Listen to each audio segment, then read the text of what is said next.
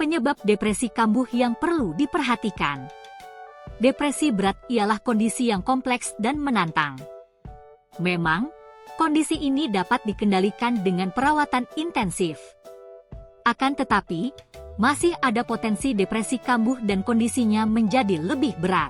Untuk membantu menurunkan risiko mengalami kekambuhan, kali ini kita akan mempelajari apa saja penyebab depresi kambuh.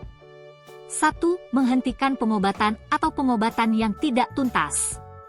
Menurut Everyday Health, sebagian besar kekambuhan depresi dialami oleh orang yang menghentikan pengobatan atau tidak menjalankan rutinitas pengobatan dengan baik.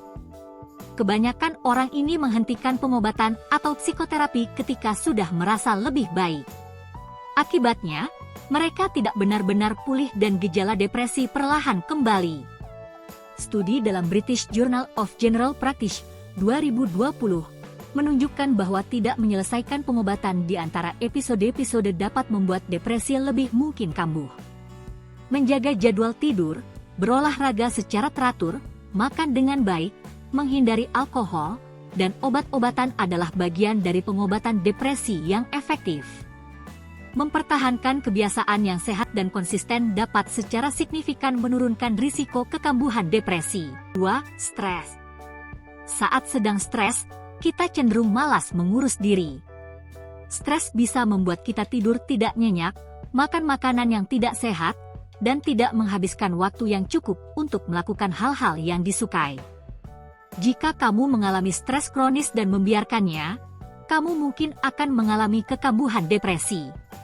Saat stres, kita juga cenderung melupakan hal yang paling penting, seperti kesehatan mental. Neuroscience Institute menyarankan untuk menghindari stres dengan cara apapun guna mencegah kekambuhan depresi. 3. Peristiwa traumatis. Peristiwa menakutkan, seperti bencana alam dan kecelakaan, dapat menyebabkan terjadinya kekambuhan depresi. Tak hanya itu, peringatan dari kejadian semacam itu juga dapat menjadi pemicu. Sebuah studi yang dimuat dalam The British Journal of Psychiatry 2016 melaporkan bahwa orang yang terlibat dalam serangan, bencana alam, dan pengerahan militer memiliki risiko depresi yang jauh lebih besar. Sayangnya, tidak semua peristiwa ini dapat dicegah. 4. Penyalahgunaan zat. Penyalahgunaan zat seperti obat-obatan dan atau alkohol dapat menimbulkan banyak komplikasi. Bagi kamu yang sedang atau pernah mengalami depresi, penyalahgunaan obat-obatan dan alkohol dapat memperburuk keadaan. Menurut Neuroscience Institute, ini karena zat pengubah pikiran memengaruhi suasana hati dan perilaku.